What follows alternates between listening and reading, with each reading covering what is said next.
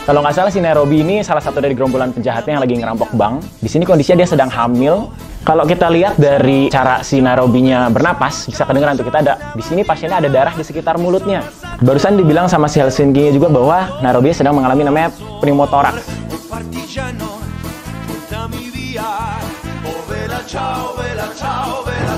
Halo keluarga Sehat Q, balik lagi di Reaction Q Video bersama saya Dr. Ray Wijaya.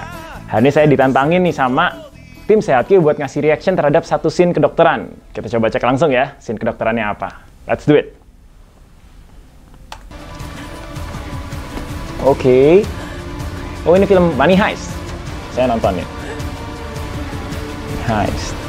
Oke. Nairobinya lagi. Oke. Kalau kita lihat dulu di sini kondisinya mungkin kebetulan karena saya nonton saya bisa kasih sinopsisnya nih. Kalau nggak salah si Nairobi ini salah satu dari gerombolan penjahatnya yang lagi ngerampok bank. Di sini kondisinya dia sedang hamil dan sempat tertembak kalau nggak salah daerah perut atau dadanya. Nah, para teman-temannya lagi pada coba nolongin dia nih. Kita coba lihat pertolongannya kayak gimana. Kita coba ulang lagi dari awal ya. Oke. Ready for transfusion dibilangnya. Oke. Kita coba lihat dulu orangnya. Oke. Kalau kita lihat dari cara si Nairobinya bernapas, bisa kedengeran tuh kita ada kegawatan selalu protokolnya sama kayak yang kemarin ya, tetap A, B, dan C. A-nya RW-nya. Di sini pasiennya ada darah di sekitar mulutnya. Darah itu sifatnya sedikit kental. Jadi kalau misalnya dia clog up di saluran pernapasan kita, dia bisa menyumbat. Jadi kita harus hati-hati kalau emang ada, kita bantu dengan suction. Breathing-nya pasiennya tadi terdengar usaha napasnya itu rada susah, kayak dia perlu narik udaranya lebih berat untuk bernapas seperti biasa. Kalau dia karena pasien yang tertembak, bisa kemungkinannya dua. Yang pertama paling mungkinnya adalah pelurunya nembus kena paru-parunya, atau pelurunya menyebabkan kondisi yang namanya tensi pneumotoraks, sama seperti kasus yang sebelumnya nih. Dia menyebabkan ada perkumpulan udara di rongga pleura yang menekan si paru-parunya sehingga dia nggak bisa bernapas. Kalau dari C, sirkulasinya pasti dilihat tadi. Kalau kita punya alat tekanan darah, kita cek tekanan darahnya. Kalau ada sumber perdarahan pada kasus ini, kemungkinan si pelurunya sendiri, dicari sumber perdarahannya dan coba dievakuasi atau ditahan, ditekan seperti yang lalu sebelumnya. Oke. Terus temennya lagi nyiapin transfusi tadi dibilangnya ya. Oke, pada kasus transfusi yang perlu kita perhatikan sebenarnya ada dua. Yang pertama adalah screening untuk penyakit yang bisa ditularkan lewat darah, contohnya seperti hepatitis B, hepatitis C, sama HIV. Dan yang kedua adalah cross-match. Cross-match itu kita kenapa harus tahu namanya golongan darah. Kalau golongan darah orang tipe A gitu misalnya, dia punya antibodi terhadap orang yang golongan darahnya tipe B. Jadi kalau dikasih golongan darah B, tubuhnya kemungkinan akan menolak. Jadi malah jadi reaksi tubuhnya malah jadi gawat. Orang yang tipe golongan darahnya O, dia punya antibodi terhadap A sama B. Jadi dia tidak bisa mendapat darah dari si A sama B. Bisanya ngasih malahan. Nah, kalau mau gampangnya sebenarnya, golongan darah O yang rhesus negatif adalah yang universal donor. Kita sebutnya universal donor kenapa? Karena kalau dia dikasih ke darahnya ke siapapun, seharusnya tidak terjadi reaksi penolakan. Karena dia tidak ada tuh antibodi yang akan melawannya tadi. Dan kalau Anda adalah orang yang dengan golongan darah O, rhesus negatif, jangan lupa buat donor darah ya, karena darahnya bisa dipakai buat semua orang tuh. Oke, kita lanjut dulu ya. Ke Helsinki lagi ngelakuin namanya ultrasound.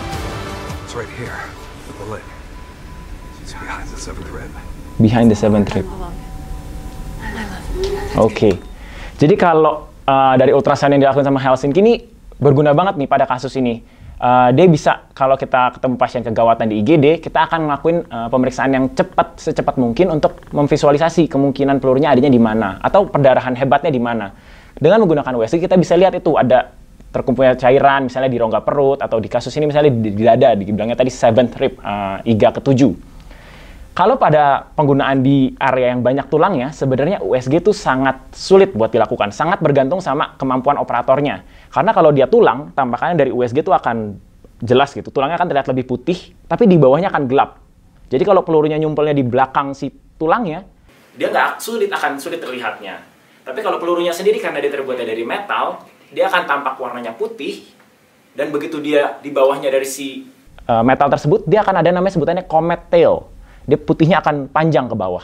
Nah, itu jadi mengindikasikan salah satu benda metal yang tersimpan di dadanya si Nairobi ini. Berguna banget karena ultrasound aman ya. Let's go. can't breathe. It's a pneumothorax. Oke. Make a puncture. Turn it around. She's choking. Choking. Surgical casing. Oke, barusan dibilang sama si Helsinki juga bahwa Nairobi sedang mengalami namanya pneumotoraks. Pneumo adalah udara, toraks di rongga dada. Jadi sama, tadi saya bilang, kalau misalnya ada peluru tertembak, salah satu kejadiannya antara pelurunya nembus atau dia bisa bikin kondisi pneumotoraks.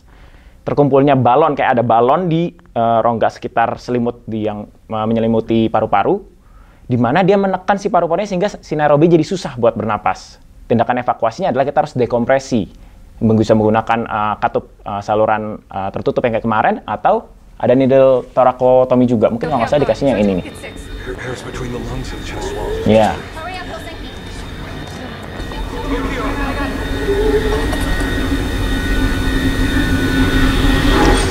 Oke.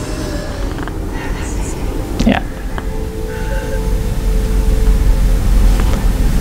Oke, jadi yang barusan dilakuin sama si Helsinki jago juga nih ternyata. Dia ternyata menggunakan needle ya semacam kayak jarum. Kalau bisa, kalau kita di IGD kita menggunakan jarum yang paling besar yang kita bisa temukan, ditusukkan di sela iga kedua. Gunanya di sini adalah kalau misalnya tadi balonnya dia lagi ngembang terus, karena dia makin lama akan makin mengembang, makin menekan, makin susah si Nairobinya bernapas. Kita dekompresi, kayak ada balon, kita kempesin menggunakan jarum. Kurang lebih sebenarnya konsepnya kayak gitu. Kita tusuk supaya balonnya kempes, paru-parunya bisa ngembang lagi. Kelihatan di sini Nairobi langsung bisa bernapas lagi. Ini tindakan kegawatan ya, tapi bukan permanently akan seperti itu. You have to get me out of here. Oke, udah bisa napas, sudah bisa ngobrol bahkan si Nairobinya ya. I'd rather be in jail alive. I don't want to die in here. Tokyo. Just get me up to the police, please. Please. Get me out. Oke, mungkin ada yang mau aku tekankan di sini adalah pada kasus kegawatan sangat wajar kita temukan pasien yang datang dengan keadaan panik. Pada kasus ini misalnya setelah selesai diselamatkan, si Nairobinya sampai nangis, sampai pengen kayak menyerahkan diri aja ke polisi. Ya sebenarnya baiknya memang menyerahkan diri ke polisi ya. Tapi maksudnya kita ada posisinya sebagai tenaga medis untuk memberikan reassurance dari sisi kesehatan kejiwaannya. Memastikan kamu takut itu wajar karena kamu baru mengalami kondisi kegawatan. Kita di sini coba membantu dan kondisinya sudah lebih baik. Kita akan observasi ke depannya supaya pasien ini jangan panik, supaya napasnya bisa diatur. Karena kalau makin panik kemungkinan nanti malah takutnya perburukan lagi. Kayak gitu ya, harus bantu di reassure pasiennya lagi.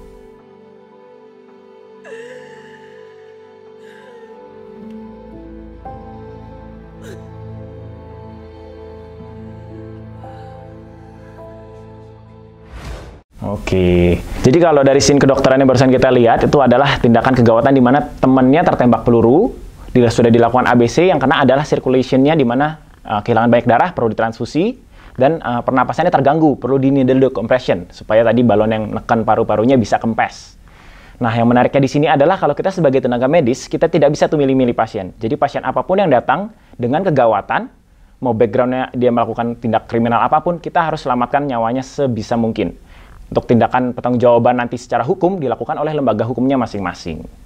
Gitu, sekian dulu jadi untuk reaction Q video hari ini. Terima kasih buat yang udah nonton. Mungkin kalau ada masukan atau ada input, Dok, pengen review nih video ini, boleh dituliskan di komen di bawah atau langsung chat ke tim Sehat Q-nya.